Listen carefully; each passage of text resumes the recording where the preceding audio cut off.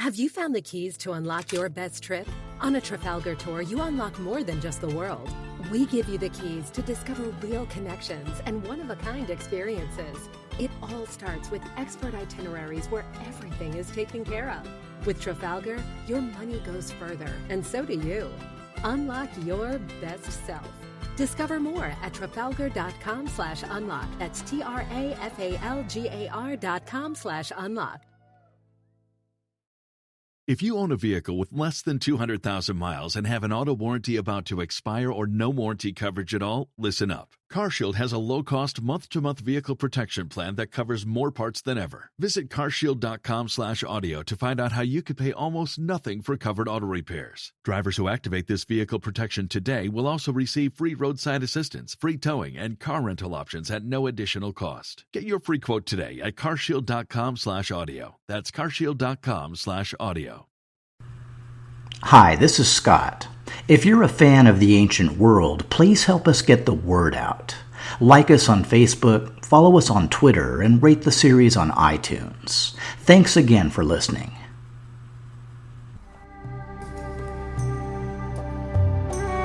Hi, I'm Scott Chesworth, and welcome to the Ancient World Rediscovery. Episode R6, The Heroic Age. The event was pretty much standing room only, packed with royals, scholars, and other notables from all corners of the country and even beyond. The date was January 19th, 1850, and the rock star of the moment was England's own favorite son, Henry Creswick Rawlinson, on leave from Baghdad and slated to drop the latest knowledge on the state of cuneiform decipherment. What everyone was hoping for was the announcement of a major breakthrough, maybe even an earth-shattering revelation or two. But despite the anticipation of the packed crowd, Rawlinson was far too serious a scholar to play the sensationalism card. Instead, he stuck to the facts. Yes, it was true. He now knew every letter and every word of the Akkadian text of the Behistun inscription, and could even translate other basic Akkadian texts with some accuracy. But as far as Rawlinson was concerned, he was still far from considering himself a master of the Akkadian language. He compared the effort to deciphering Egyptian hieroglyphics, a process that took decades after the discovery of the Rosetta Stone, and in some respects was still ongoing. Rawlinson considered Akkadian even more challenging, and believed that there were still years of hard work ahead. That said, Rawlinson did report significant progress in his ongoing translation of the Black Obelisk of Assyria, recovered at Nimrud several years before. In fact, unknown to Rawlinson, he was tantalizingly close to a genuine earth-shattering discovery: the knowledge that one figure on the obelisk was the first historical depiction of a Hebrew ruler, King Jehu of Israel. So why was Akkadian taking so long? Well, a couple reasons. First, there was the fact that many characters appeared to be polyphones, representing more than one sound. Rawlinson attributed this, correctly, to the fact that the letters had originally been pictograms, and had gone through a gradual transition from ideas to sounds. But scholars were starting to suspect an additional wrinkle: that many Akkadian symbols had been borrowed from an entirely different and even more ancient cuneiform language. It was the pulling of this string that would eventually lead to the discovery of the Sumerians. After saying his final goodbyes to Behistun, Rawlinson had spent most of 1848 and 1849 back in Baghdad, wrestling with Akkadian between recurring bouts of illness. The pressure was ramped up by the emergence of a number of rival scholars, each eager to claim the cuneiform crown. And the situation was further exacerbated by the fact that Rawlinson seldom published his findings until he had all his ducks in a row, while some rivals publish early and often, even with plenty of mistakes in the mix, just to take credit for being first. Layard spent most of 1848 back in England, working on the 2-volume manuscript that would soon become the veritable Bible of Assyriology, Nineveh and Its Remains, which was kind of funny since the book was mainly about Nimrod, but I guess Nineveh tested better with the focus groups. By November 1848, Layard had made his way back down to Istanbul. In early 1849, his book finally broke, and broke big, all across Europe. At the same time, the display of his Nimrod finds had just opened in the British Museum, and quickly became a huge sensation. All these factors positioned Layard perfectly to resume his excavations. In July 1849, Layard set out for Mosul. He also recalled Hormuzd Rassam from his studies at Oxford to resume his role of right-hand man, which Rassam wasn't super happy about since he was rather enjoying Oxford. But, well, what are you going to do? Returning to Nineveh after a 2-year absence, Layard was greeted by a maze of newly cut subterranean passages. In order to avoid moving huge quantities of dirt, his workers had decided to tunnel along walls and sink periodic surface shafts to let in air and light. Layard liked the approach, basically only removing enough earth to reveal the sculptured palace walls, and told them to keep at it. Layard and Rassam's excavations at both Nineveh and Nimrod continued over the next year. In the summer of 1850, workers at Nineveh found hundreds of clay tablets stacked in 2 small rooms, rising to a level of a foot or higher off the floor. Later that summer, Layard finally hit the motherlode. As he described it, his discovery was a large room filled with what appeared to be the archives of the empire, piled in huge heaps from the floor to the ceiling. What he'd found was the library of Ashurbanipal, a vast storehouse of some 30,000 items, including all the great works of the Mesopotamian canon. Technically speaking, there were 2 royal libraries. Layard had found the records stored in Sennacherib's palace without rival. The remaining records, stored in Ashurbanipal's own palace, would be discovered a few years later by Hormuzd Rassam. Either way, one thing was certain. The distant days foreseen by Ashurbanipal, almost exactly 2,500 years before, had finally arrived. In October 1850, Layard sent a large shipment of finds, including lamassu and sculptured palace walls, downriver to Basra. In December, he traveled south to explore the remains of Babylon, as well as another site known locally as Nippur, actually ancient Nippur. Unsatisfied with his findings, and unable to travel farther south due to local unrest, Layard returned to Mosul in early 1851. At the end of April, increasingly frustrated by the poor quality of British Museum support, Layard made the fateful decision to leave Assyria for good and return home to England. In his wake, the Assyrian excavations would be taken up by a number of individuals. Most notably, his former aide Hormuzd Rassam, the new French consul at Mosul, Victor Plaz, and, once he returned to Baghdad, Rawlinson himself. But with Layard's departure, the brief and brilliant period of major Assyrian discoveries was nearing an end. Layard would later summarize his staggering accomplishments at Nineveh. I opened not less than 71 halls, chambers, and passages, whose walls, almost without exception, had been paneled with slabs of sculptured alabaster recording the triumph and great deeds of the Assyrian kings. By a rough calculation, nearly 2 miles of bas-reliefs, with 27 portals formed by colossal winged bulls and lion sphinxes, were uncovered. Can I repeat that for you? 2 miles of Assyrian reliefs. Damn.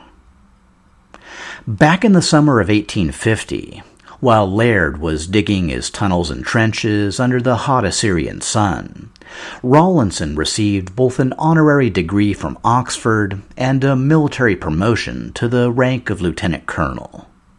He also continued to be swept up in the London social and academic scene, to the general detriment of his cuneiform studies.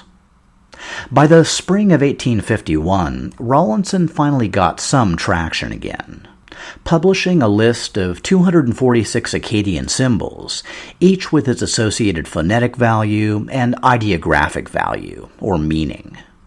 There were plenty of errors in the list. Rawlinson certainly admitted as much, but if nothing else, it was a solid foundation to build on. By late summer 1851, Rawlinson had established the names of the Assyrian kings recorded at Nimrud, Nineveh, and Khorsabad, and also identified the names of Judah, Hezekiah, Jerusalem, and Samaria, forging another hard connection between the Assyrians and the Old Testament. In the fall, Rawlinson's leave was finally up, and he was forced to leave England and resume his post in Baghdad. In late December, shortly after his return, Rawlinson learned that another Assyriologist, an Irish clergyman named Edward Hincks, had beaten him to the punch by identifying the figure of King Jehu on the black obelisk. Over the past few years, Hincks had grown to become Rawlinson's greatest rival, and even claimed credit for translating many of the Akkadian symbols that Rawlinson had published that spring. Hamstrung by his own modest means, low social standing, reluctance to join learned societies, and general lack of diplomatic flair, Hincks felt himself to be unfairly overshadowed by the larger-than-life Rawlinson. This frustration was often vented in his scholarly writings, which only served to exacerbate the friction between the two. In January 1852, the Royal Asiatic Society published Rawlinson's paper on the Akkadian text of the Behistun inscription. The work was a detailed line-by-line analysis of the inscription, along with notes on the characters, vocabulary, and grammar, similar to his old Persian decipherment package from a few years earlier. Before leaving England, Rawlinson had also given a friend permission to publish his copy of the full Elamite text from Behistun. In retrospect, it's lucky Rawlinson didn't spend too much time going down the Elamite rabbit hole. While many Elamite characters had been borrowed from Akkadian, the Elamite language was an isolate, with no known linguistic relatives. This, combined with the fact that very few Elamite inscriptions exist, makes the language very difficult to interpret. It was certainly an interesting puzzle, but far less rewarding than unlocking the Akkadian script used in tens of thousands of ancient texts.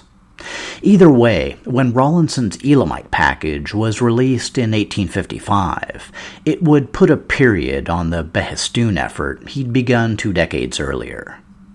By this point, Akkadian was becoming well enough understood that the focus shifted to understanding the actual content of the reliefs, tablets, and other finds. While Rawlinson threw himself into this effort, the Assyrian excavations continued under Hormuzd Rassam. In late 1853, he uncovered a second palace at Nineveh, this one belonging to the last great Neo-Assyrian king, Ashurbanipal. It was here that Rassam discovered the other half of Ashurbanipal's library, along with an equally important artistic treasure, the magnificent relief sculptures of a royal lion hunt. Like I mentioned way back in episode 21, the lion hunt reliefs are amazing, and seeing them years ago in the British Museum was one of my original inspirations for doing this podcast series.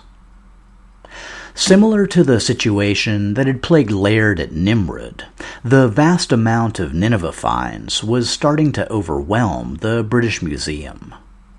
Rawlinson took responsibility for selecting the most valuable pieces, including the lion hunt reliefs, for shipment back to England, and ended up gifting the remainder to the French consul Victor Plaz. As it happened, Plaz had recently been excavating at Khorzabad and had a ship waiting in Basra that could carry the finds back to France. While Rawlinson's pieces arrived in London unscathed, the French portion suffered a slow-motion disaster.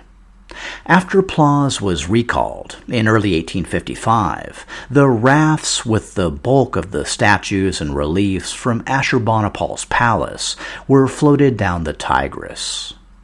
Unfortunately, the lands through which they traveled were now in open rebellion against the Ottoman Empire. Piece by piece, the transports were attacked, pilfered, and sunk. In the end, not a single find made it to the port at Basra. Together with Boda's loss of his initial Khorsabad finds 10 years earlier, these twin tragedies bookended what would later be known as the heroic age of Assyrian archaeology. In March 1855, Rawlinson finally retired from the East India Company. By May, he was back in England, where, within a year, he was awarded a knighthood. So that's Sir Henry Rawlinson from now on. His next few years of professional life were a scholarly montage of studying, writing, publishing, and attending conferences. By this time, the focus had shifted to that mysterious cuneiform language that had preceded Akkadian. As mentioned previously, both Assyria and Babylonia used a common Semitic cuneiform language that was being called Assyrian, but would soon be known as Akkadian. Texts recently recovered from southern Mesopotamia had confirmed the suspicion that Akkadian stemmed from an even earlier non-Semitic written language. It would take another 14 years, until 1869, before a French-German Assyriologist named Julius Opère would suggest a name for this language. Since by this time the royal title King of Sumer and Akkad was well established, Opère reasoned that if the Semitic north was Akkad, then Sumer probably referred to the non-Semitic south. On this basis, he concluded that this original cuneiform script should be called Sumerian. Excavations of the cities of Sumer had begun back in 1849. Late that year, a British geologist and naturalist named Sir William Loftus had traveled to southern Mesopotamia as part of the Turco-Persian Boundary Commission, tasked with establishing the border between the Persian and Ottoman empires. Since the work took him to a region seldom visited by Europeans, Loftus decided to try his hand at a bit of local archaeology. His first target was Warka, a site defined by 3 massive mounds circumscribed by 6 miles of ancient city walls.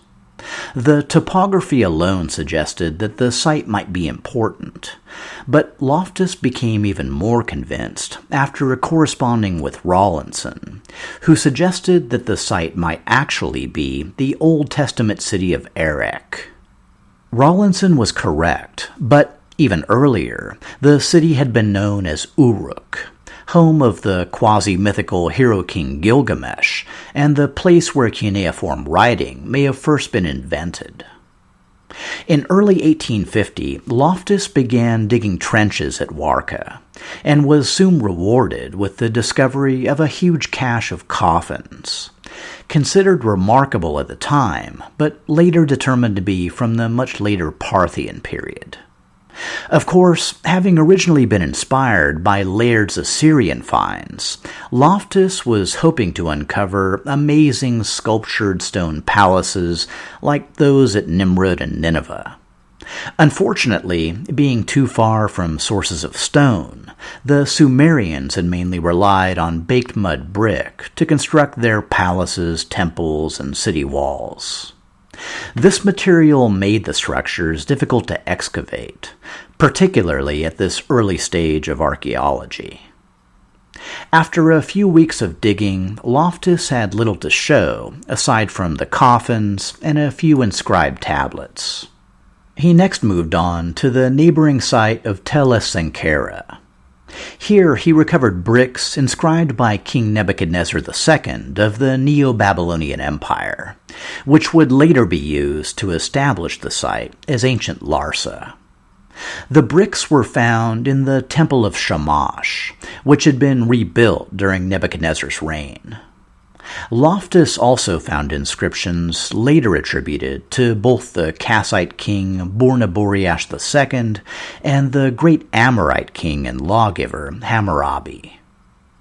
While Loftus moved on to excavate at the ancient Elamite and later Persian capital of Susa, the Sumerian excavations continued in 1854 under direction of the British consul at Basra, J.H. Taylor. Taylor's digs at Tel al-Mukayyar uncovered inscribed tablets establishing the site as ancient Ur, supposed birthplace of the biblical Abraham. In the remains of the city's ziggurat to the moon god Sin, Taylor found inscriptions left by the Kassite king Kurigalzu, Shu Sin of the Third Dynasty of Ur, and the Chaldean kings Nebuchadnezzar II and Nabonidus. That same year, even Rawlinson got some Sumerian dirt on his hands when he conducted his first archaeological dig at the site of Birs Nimrud, actually ancient Borsippa. His main find was a foundation cylinder buried by Nebuchadnezzar II when he'd restored the city's temple to the god Nabu.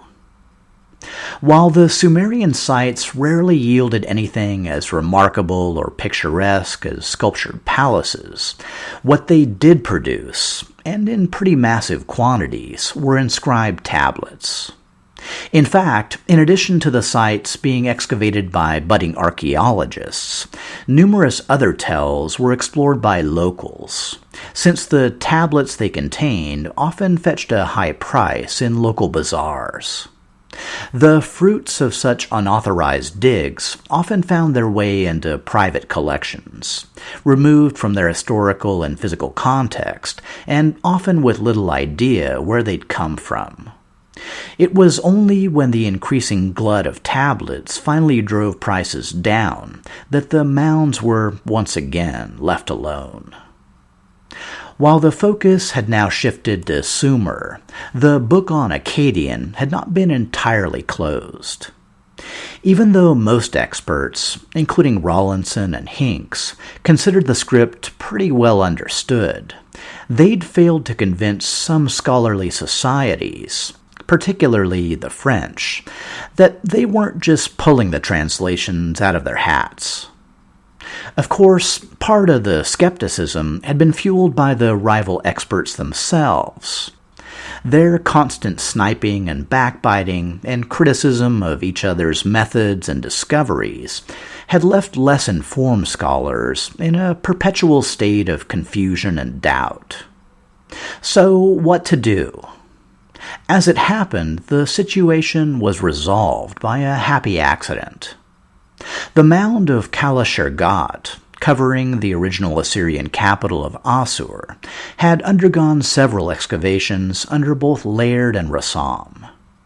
While the site had never yielded the magnificent treasures of Nimrud or Nineveh, it had produced a few notable finds.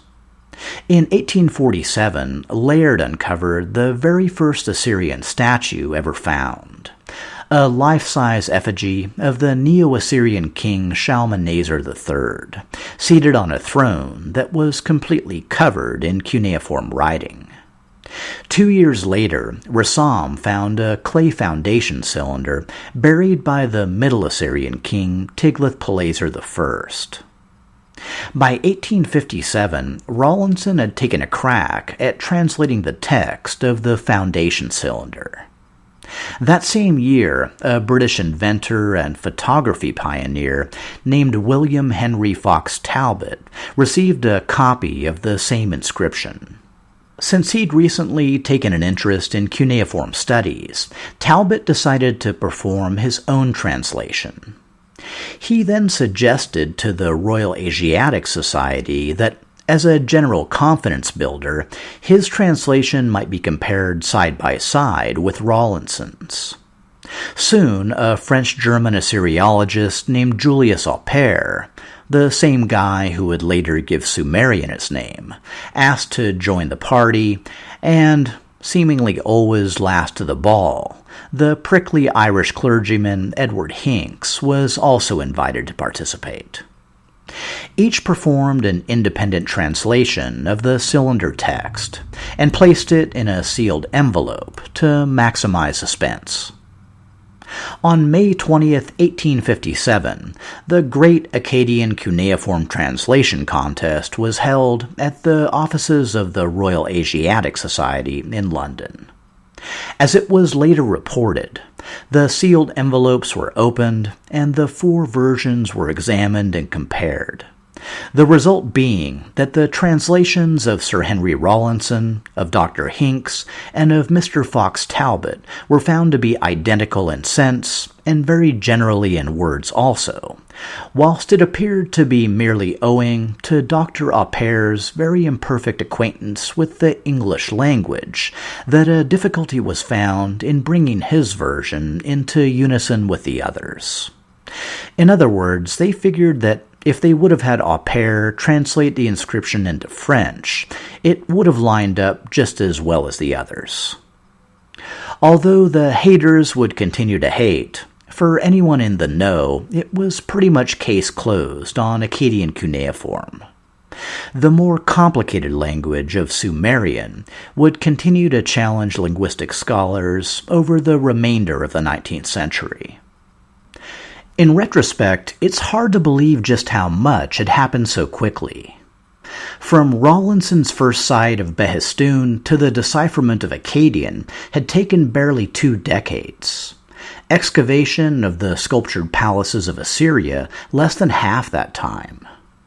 It was a staggering achievement, and a testament to both the spirit of the Enlightenment and the brilliance and fortitude of the period's Near Eastern scholars.